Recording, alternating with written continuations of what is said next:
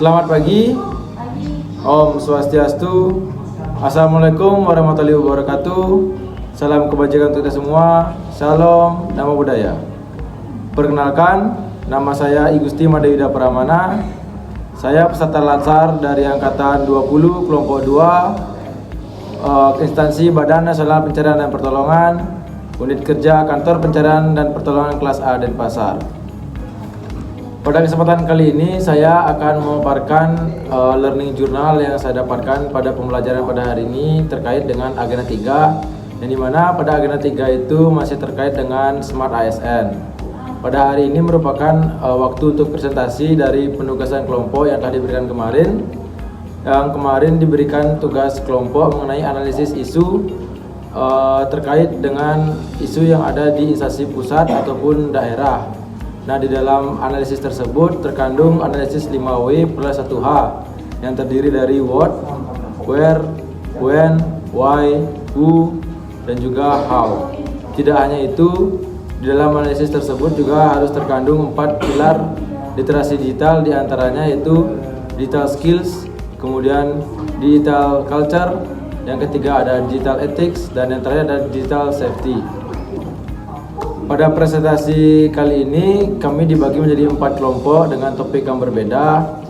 Pada kelompok 1 mengambil topik penipuan dengan modus mengatasnamakan taspen yang merugikan hingga ratusan juta. Kemudian pada kelompok 2 yaitu pembobolan data PDNS yang dilakukan oleh anggota ransomware. Kemudian pada kelompok 3 mengambil topik penipuan berkedok KTP yang dilakukan oleh Distrik Capil.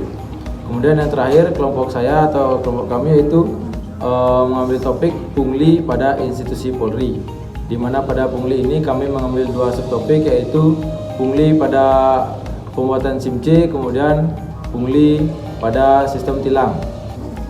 Pada subtopik yang pertama yaitu pembuatan SIM C, di mana pada pembuatan SIM C ini seharusnya korban hanya membayar tidak lebih dari 210.000 jika mengikuti sejumlah prosedur yang ada.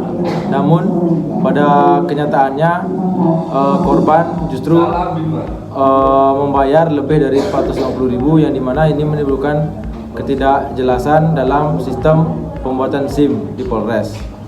Nah, oleh karena itu solusi yang dapat kami tawarkan yang sudah berjalan hingga saat ini yaitu memang sudah ada dari Polri membuat satu aplikasi yaitu Dirlantas Polri, yang di dalamnya kita dapat membuat atau mengajukan berbagai permohonan pembuatan dokumen dan lain sebagainya.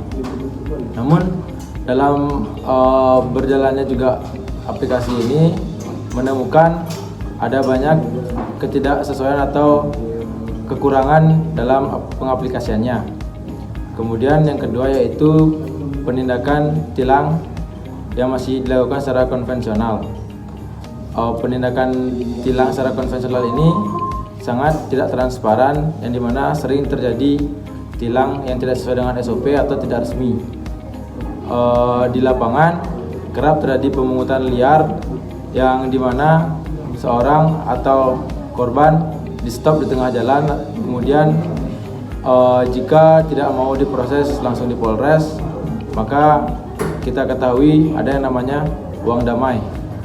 Nah, di situ kita tidak tahu entah siapa yang meminta atau siapa yang memang langsung memberikan.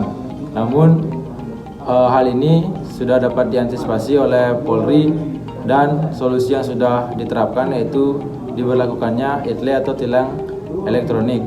Namun dalam berjalannya pengaplikasian ETLE ini juga menemukan sedikit kekurangan, yaitu semakin berkurangnya personil yang standby di lapangan karena tilang sudah diambil oleh kamera ETLE. Jadi respon dari polisi di lapangan juga akan berkurang untuk pelayanan masyarakat. Sekian yang dapat saya paparkan hari ini. Semoga apa yang saya paparkan hari ini dapat bermanfaat bagi kita semua. Saya tutup dengan terima kasih.